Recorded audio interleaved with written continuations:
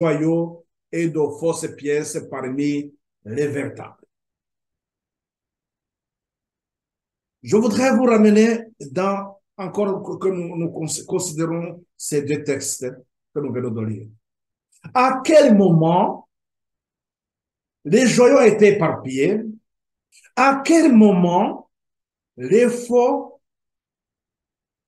joyaux et les fausses pièces ont été introduites parmi les véritables?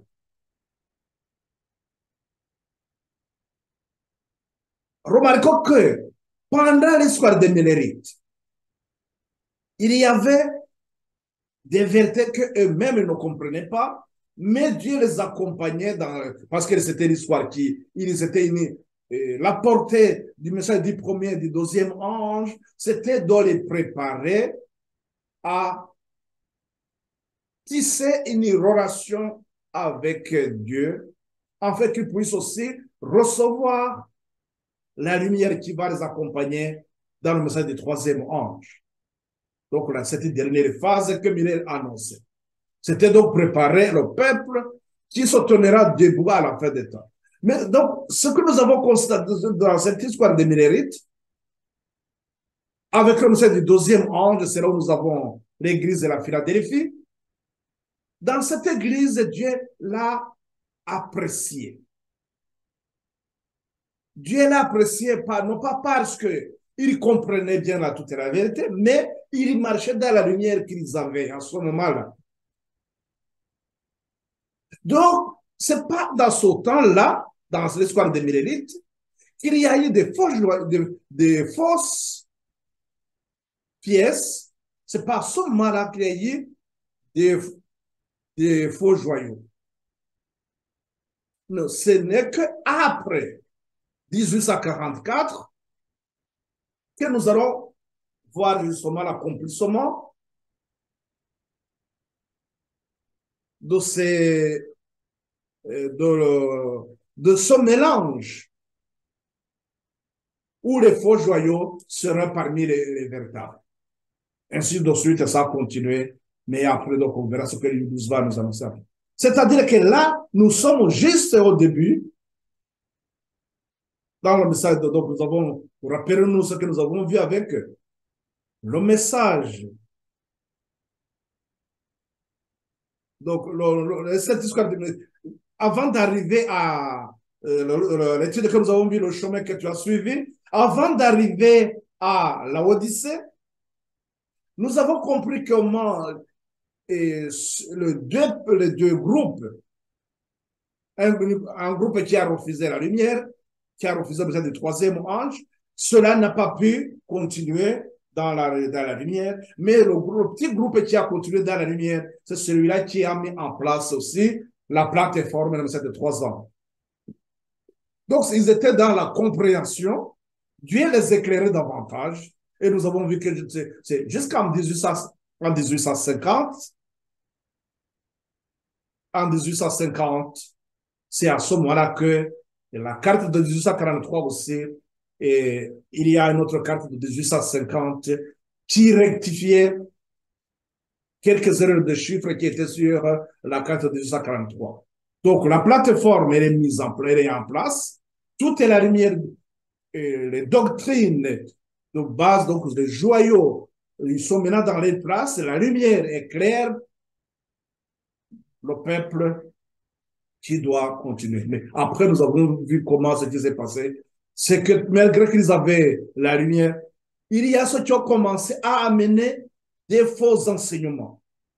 Et c'est là où nous avons vu comment les groupes qui professaient être des hommes, le message qui est le message d'Adventisme, c'est que nous avons dans premiers écrits à la page 124.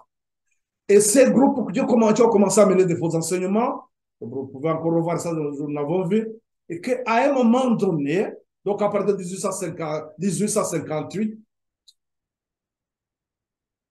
et les premiers groupes arrivent avec des faux enseignements. Bon, ils étaient là avec les autres, mais ils commencent à amener d'autres faux enseignements. D'autres en 60, et en 60, si je me rappelle bien, 61. Et après, la servante du Seigneur dit, non, il faut qu'on se sépare de ce groupe. Ils se sont séparés de ce groupe, mais eux, malgré que la tiédeur était déjà là, mais ils n'avaient pas accepté quoi que ce soit comme faux enseignement.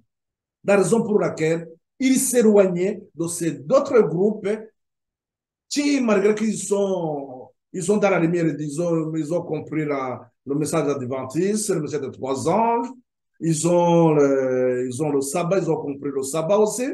Donc, ces groupes sabbatistes aussi, eux, ils vont à commencer à mener les faux enseignements. Ils étaient obligés, il faudrait qu'ils se séparent. Et la servante du Seigneur, là, donc, ils connaissent ça. En 1863, quand Moïse venait d'organiser l'église, parmi les joyaux précieux, il y a ceux qui vont commencer aussi à être rejetés. Entre autres, les 2520. Cela a été rejeté par quelqu'un aussi qui n'était pas moindre dans le mouvement, James White. En 2000.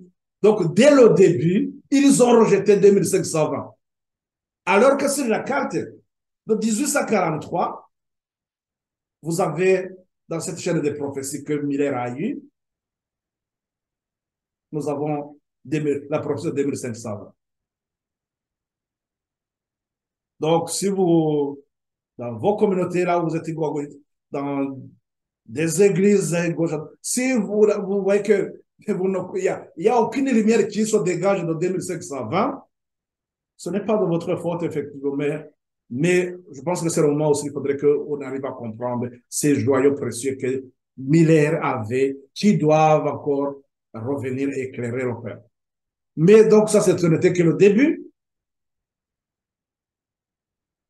Nous verrons que aussi, après, ils ont rejeté aussi l'aurore de l'islam dans l'accomplissement des prophéties. Alors que les trois malheurs que nous avons les trois dernières trompettes sont en rapport avec les malheurs. Donc, il a été rejeté aussi. La raison pour laquelle, malgré on a vu que le deuxième malheur est passé, le troisième malheur aussi, nous devrions l'attendre. Mais combien aujourd'hui ont compris que le troisième malheur est passé, est arrivé aussi? Combien aujourd'hui ont compris que c'est la prophétie s'est accomplie dans l'inauguration, dans l'inauguration de cette dernière ligne de réforme d'Apocalypse 18.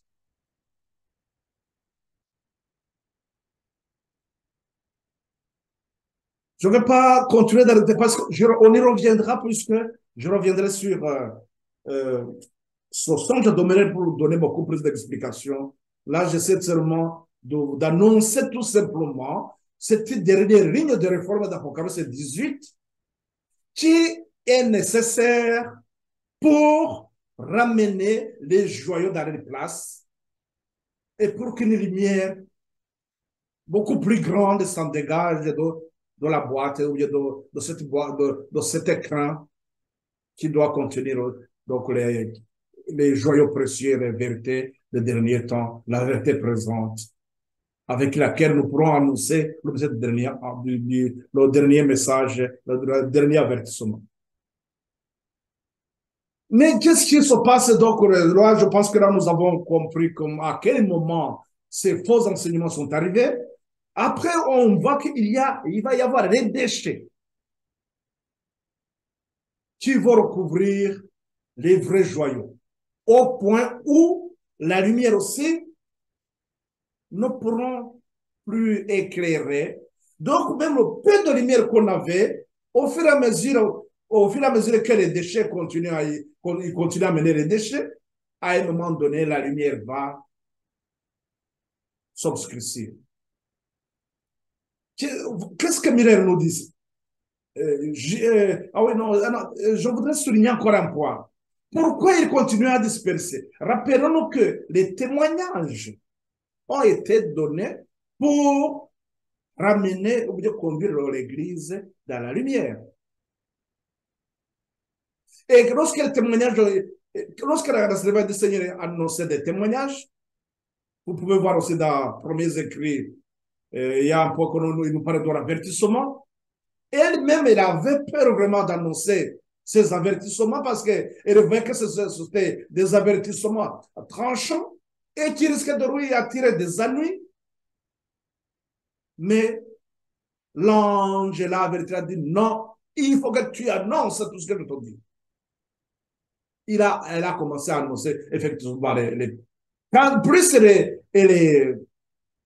réprimandes avec des témoignages, plus il continuait à amener des faux enseignements, à rejeter la lumière que Dieu donnait.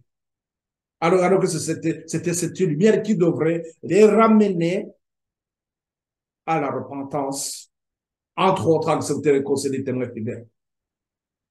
Mais au lieu de faire une démarche de repentance, ils allaient beaucoup plus loin de la lumière jusqu'à ce que même les déchets recouvrent les joies précieuses. Cela veut dire que j'usais alors de grands moyens. Je l'ai mis à la porte par la force. Mais lorsque j'arrivais à mettre en dehors, il en entrait 3 autres. Pour le dire tout simplement, il en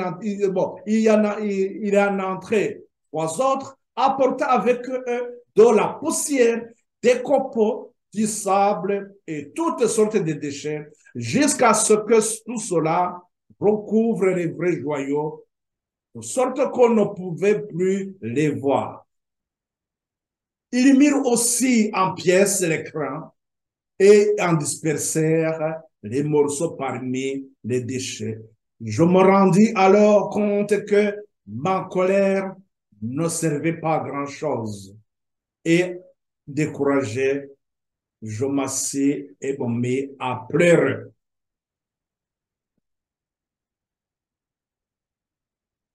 Voilà qu'au début, le problème est qu'ils se posaient la question au fait que des pied, ils ne pourraient pas encore remettre à la place. Mais donc, voilà encore ce qui va se passer.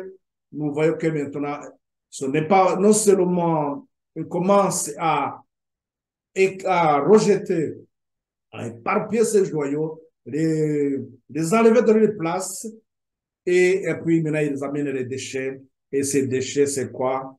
Nous allons tout à l'heure, je vais vous donner une citation, mais entre autres, vous comprenez, en attendant donc que nous disons la citation pour confirmer, c'est donc les traditions qu'ils ont commencé à amener dans l'enseignement. Rappelez-vous ce que euh, l'enseignement sur le panthéisme amené par Kellogg. Il y a beaucoup de choses qui ont été amenées dans l'Église. Là, je reviendrai, là, je ferai pour seulement vous donner quelques éléments pour vous dire tout simplement que des traditions, des raisonnements humains, tout cela, c'est pour ça qu'on a amené les faux enseignements. Et après aussi, il y a le président de la conférence, je vais pas, je reviendrai aussi là où il nous disait comment ils ont amené, quand on nous dit que ils mirent aussi en pièces l'écran, ils ont commencé à dire que dans la Bible aussi, il y a des paroles qui sont inspirées, beaucoup plus inspirées, d'autres qui ne sont pas inspirées. Et alors, mais quand il disait ça, 2 Timothée 3, 16, toute écriture est inspirée de Dieu, vous connaissez bien le texte, mais lui, les dirigeants seulement, ils vont commencer à dire non, ça, ce n'est pas peut-être, c'est pas beaucoup plus inspiré, mais cela qui est beaucoup plus inspiré, c'est ça. Donc voilà que avec ça, il commençait à mettre donc beaucoup de poussière aussi, à mener aussi ces faux enseignements.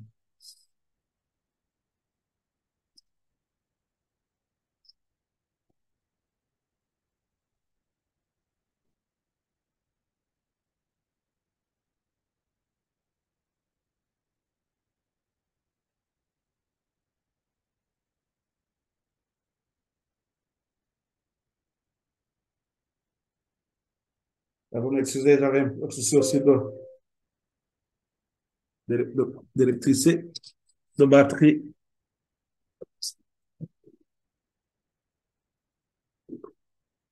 Bon, je poursuis la lecture. Euh,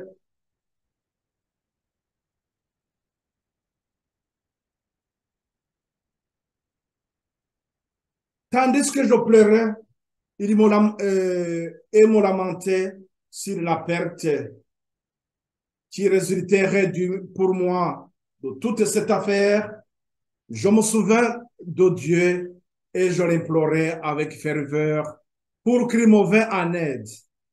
Immédiatement, la porte s'ouvrit et un homme entra.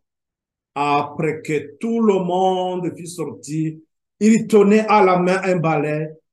Il ouvrit les fenêtres et se mit à balayer la chambre et à la débarrasser des ordures.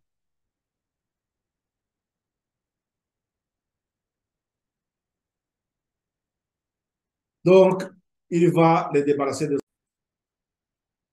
Ce que nous venons de voir, j'aimerais que nous, sur le chemin que nous sommes en train de suivre, le chemin que tu as suivi, comme nous l'étudions,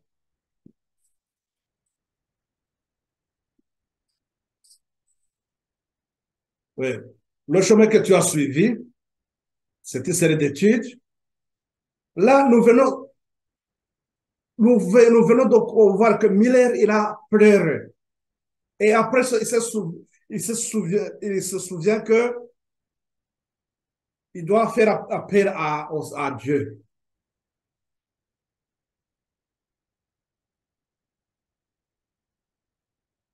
C'est bien qu'on arrive sur ça, qu'on arrive à nous situer, à comprendre ce qui se passe. Donc, il y a eu des saletés, des déchets, et en implorant au ciel, un homme vient avec un balai, il va balayer les saletés. Ce qui m'ont suivi dans l'étude de ce que nous avons aussi mis en suspens, l'Apocalypse 18, je n'ai pas voulu justement rentrer dans euh, la dernière génération. Je me suis arrêté sur un point de la purification. Je me suis arrêté par là. Et maintenant, je crois qu'aujourd'hui, nous sommes en train de voir d'autres éléments qui nous aident à nous situer réellement.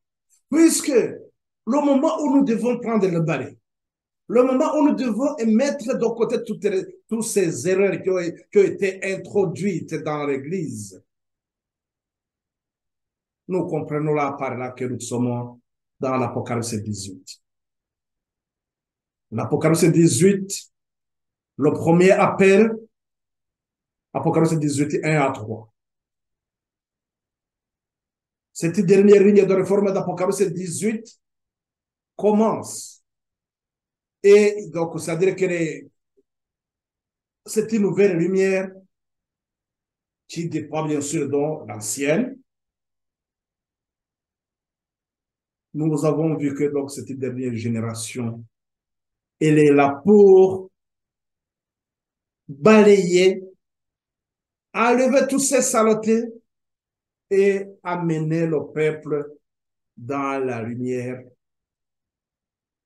C'est ça, cette dernière ligne de réforme qui aujourd'hui se met en place parce que cette dernière ligne de réforme, nous sommes en train de répéter donc cette histoire des millénites de l'église de Philadelphie, comme je vous ai montré que à minuit, à l'image de la bête, les enfants de Dieu devraient être dans la bonne condition, devraient avoir atteint la maturité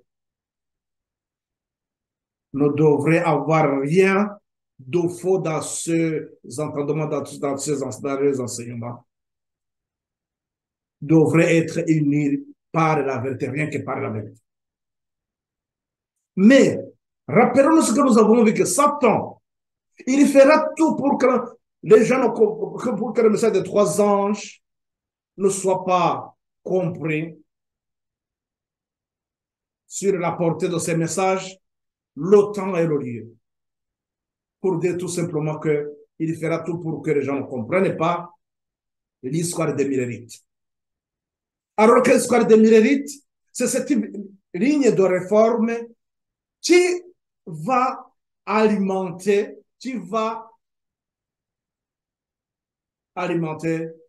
Apocalypse 18. Pour que l'Apocalypse 18 éclaire davantage le message des trois anges. Donc, prépare, en d'autres termes, prépare davantage ceux-là qui vont tenir face à la bête. Qui vont tenir ferme devant la bête et son image.